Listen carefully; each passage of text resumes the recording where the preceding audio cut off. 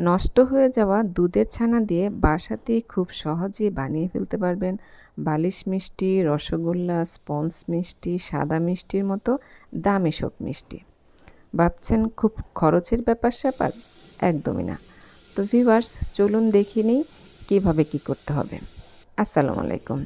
এই গরমে দুধ জাল দেওয়ার পরে প্রায়ই আমাদের অনেকের দুধগুলো এরকম ছানা হয়ে যায়। ছানাগুলো থাকে খুবই হেলদি।